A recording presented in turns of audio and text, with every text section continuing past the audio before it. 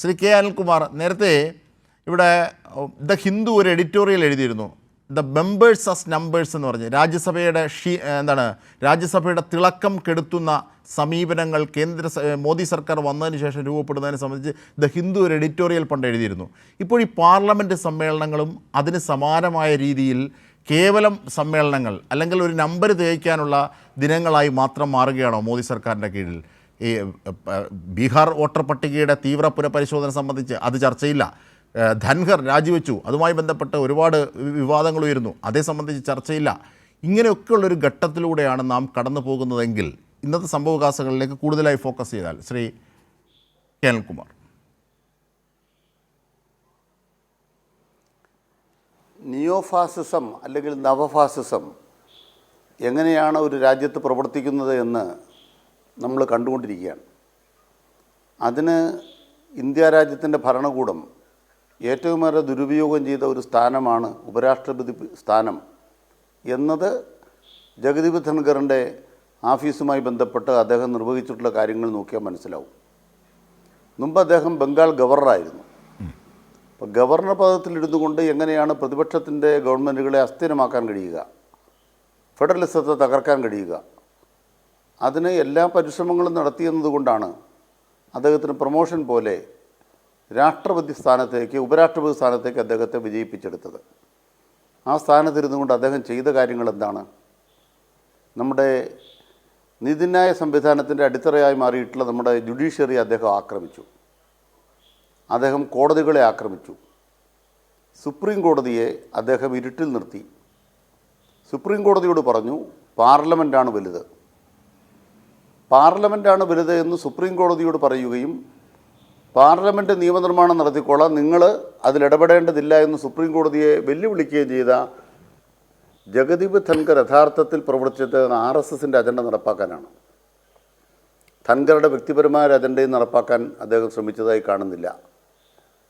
അപ്പം അതുകൊണ്ട് തന്നെ ജഗദീപ് ധൻഖർ എന്ന് പറയുന്ന വ്യക്തി അദ്ദേഹത്തിൻ്റെ ഈ പദവിയിൽ ഇരുന്നു കൊണ്ട് നിർവഹിച്ച കാര്യങ്ങളെ സംബന്ധിച്ച് ഇന്ത്യയിലെ പ്രതിപക്ഷത്തിന് ശക്തമായ വിമർശനങ്ങളുണ്ട്. CPM ആ കാലഘട്ടങ്ങളിലെല്ലാം ഏറ്റവും കടുത്ത വിമർശനം ഉയർത്തിയിട്ടുണ്ട്.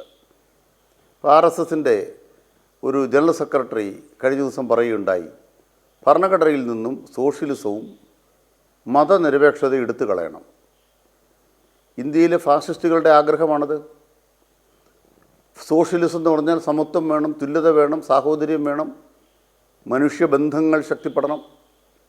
അപ്പോൾ മനുഷ്യബന്ധങ്ങൾ ശക്തിപ്പെടുത്തുന്ന മാനവികതയുടെ ലോകാടിത്തറയായി മാറിയിട്ടുള്ള സോഷ്യലിസം എന്ന വാക്ക് ഭരണഘടനയിൽ കാണാൻ പാടില്ല എന്ന് പറയുന്ന BJPയുടെ ഭരണഘടന വായിച്ചാൽ BJPയുടെ ഭരണഘടനയിൽ ഗാന്ധിയൻ സോഷ്യലിസത്തെക്കുറിച്ചാണ് പറഞ്ഞിരിക്കുന്നത്.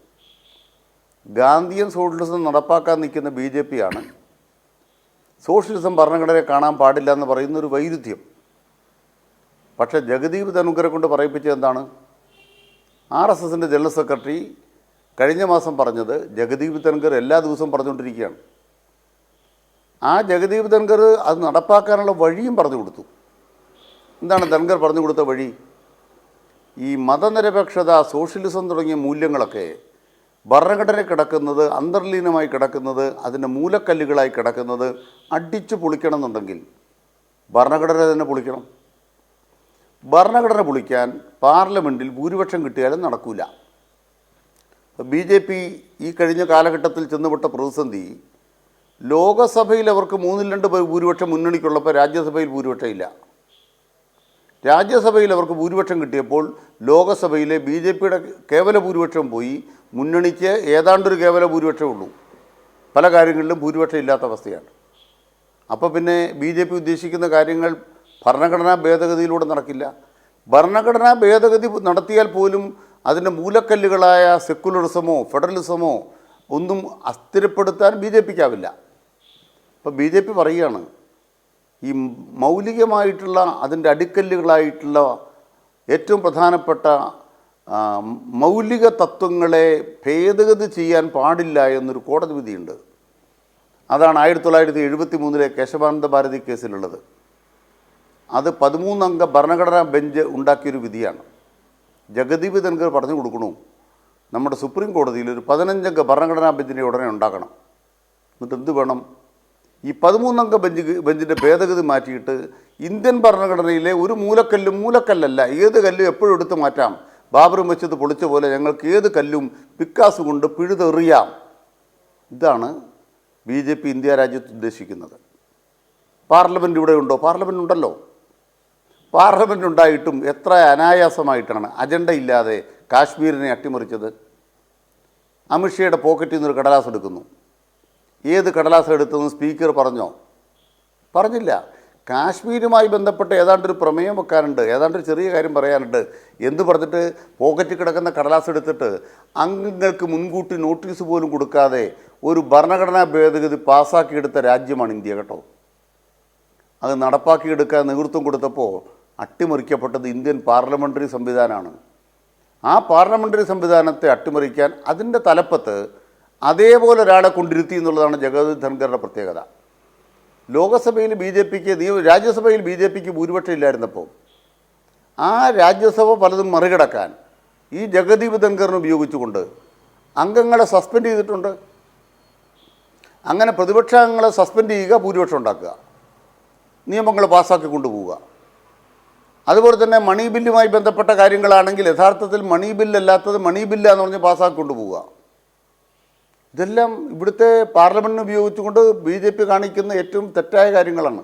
അതുകൊണ്ടാണ് ഈ വിഷയത്തിൽ രാജ്യവുമായി ബന്ധപ്പെട്ട് ഉയരുന്ന അഭ്യൂഹങ്ങൾ, സംശയങ്ങൾ, ആശങ്കകൾ ഇത് ദൂരീകരിക്കേണ്ട ബാധ്യത ആർക്കാണ്? കാരണം ഒരു ഭരണഘടനാ സ്ഥാപനമല്ലേ. അപ്പോൾ തങ്ങളുടെ ഇംഗിതത്തിന് വഴങ്ങിയില്ല എങ്കിൽ പേപ്പർ കൊടുത്ത് രാജി നിർബന്ധിതമായി എഴുതി പഠിപ്പിക്കുന്നൊരു സ്റ്റൈലാണ് മോദി സർക്കാർ സ്വീകരിച്ചതെന്ന് ആരോപണമുണ്ട്. പക്ഷേ ഇതിനെക്കുറിച്ച് ചർച്ച ചെയ്യണ്ടേ? ആ ചർച്ച ചെയ്യുന്നതിൽ എന്തെങ്കിലും അനൗചിത്യം ഉണ്ടോ ജനാധിപത്യ വേദികളിൽ? ശ്രീ അനിൽകുമാർ. അതെ, അതിന് ജനാധിപത്യം ഇവിടെ ഉണ്ടെങ്കിലേ ചർച്ച ചെയ്യേണ്ട കാര്യമുള്ളൂ. നമ്മുടെ രാജ്യത്ത് ഇവിടെ ജനാധിപത്യം ബീഹാറിലെ വോട്ടർ പട്ടികയിൽ പൗരത്വം എന്ന് പറയുന്നത് വോട്ട് ചേർക്കാനുള്ള അടിസ്ഥാന ഘടകമാണെന്ന് ഇലക്ഷൻ കമ്മീഷൻ നടപ്പാക്കുകയാണ് തീരുമാനം. ഇലക്ഷൻ കമ്മീഷൻ എന്താ അതിൻ്റെ അധികാരം? ഇലക്ഷൻ കമ്മീഷൻ എന്ന് പറയുന്നത് ഈ നാട്ടിൽ ജീവിച്ചിരിക്കുന്ന മനുഷ്യന്മാർക്ക് വോട്ട് കൊടുക്കണം. ഇന്ത്യ രാജ്യത്തെ പൗരനല്ലെങ്കിൽ പൗരനല്ലാത്ത വ്യക്തികളെ എന്തു ചെയ്യണമെന്ന് നമ്മുടെ രാജ്യത്ത് നിയമം അനുശാസിക്കുന്നുണ്ട്. ഒരാളെ പൗരനല്ലാതായി പ്രഖ്യാപിക്കാനുള്ള വഴി എന്താണെന്ന് നിയമത്തിൽ പറയുന്നുണ്ട്. അങ്ങനെ എന്തെങ്കിലും ചെയ്യുന്നതിന് പകരം നിങ്ങളാരും വോട്ടർ പട്ടികയിലില്ല, നിങ്ങൾ വോട്ടർ പട്ടികയിലാകാൻ വേണ്ടി ഇന്ന കടലാസുകൾ കൊണ്ടുവരണം. ഏത് കടലാസ്? നമ്മൾ കോവിഡ് കാലത്ത് ഇന്ത്യ രാജ്യത്ത് പല സ്ഥലങ്ങളിൽ ജോലിക്ക് പോയ മനുഷ്യന്മാർ എത്ര ദിവസം കഴിഞ്ഞാൽ നടന്ന് വീട്ടിൽ ചെന്ന് തീവണ്ടി കൊടുക്കാതെ? അങ്ങനെ ഒരു ഇന്ത്യ രാജ്യത്താണ് നമ്മൾ ജീവിച്ചുകൊണ്ടിരിക്കുന്നത്. ഉദാഹരണമായിട്ട് നമ്മുടെ നാട്ടിൽ നിന്ന് കടലിലേക്ക് മീൻ പിടിക്കാൻ പോയാൽ 2 ആഴ്ച കഴിഞ്ഞ് മീൻ പിടിച്ച് വരുന്നവരുണ്ട്. 2 ആഴ്ച കഴിഞ്ഞ് മീൻ പിടിച്ച് വരുന്നവരുണ്ട് കടലിൽ പോയിട്ട്.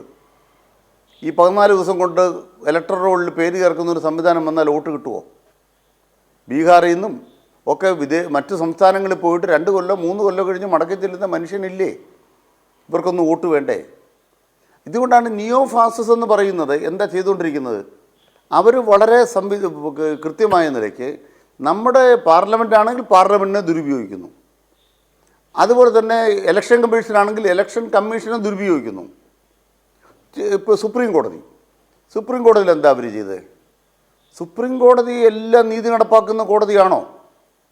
എല്ലാവർക്കും നീതി കിട്ടിക്കൊണ്ടിരിക്കുന്ന കോടതിയാണോ? അങ്ങനെയാണെങ്കിൽ ആദ്യം ചെയ്യേണ്ടത് ആ കേസിൽ വിധി പറയുന്ന ജഡ്ജിമാർ പിന്നെ BJP പറയുന്ന സ്ഥാനമാനങ്ങൾ നേടാൻ പോകരുത്. അതാണ് മനസ്സിലാക്കേണ്ടത്. ഇപ്പോൾ BJPയുടെ കേരളത്തിൽ നിന്നൊരു നേതാവായ സദാനന്ദന് ഒരു നോമിനേഷൻ കൊടുത്തതുപോലെ രാഷ്ട്രപതി ചില ആളുകളെ നോമിനേറ്റ് ചെയ്യുന്ന എന്തടിസ്ഥാനത്തിലാണ്? എന്തിനു വേണ്ടിയാണ്? ചില ഗവർണർ പദവി ചിലർക്ക് മാറ്റി കൊടുക്കുന്ന എന്തടിസ്ഥാനത്തിലാണ്? കോടതിയിൽ കേസ് വിളിക്കുന്നു, ആ വിധി എന്ന് പറയുന്ന സംഘപരിവാറിൻ്റെ താല്പര്യമനുസരിച്ചാകുന്നു, അതിലൊരു ജഡ്ജി ഗവർണറായിത്തീരുന്നു.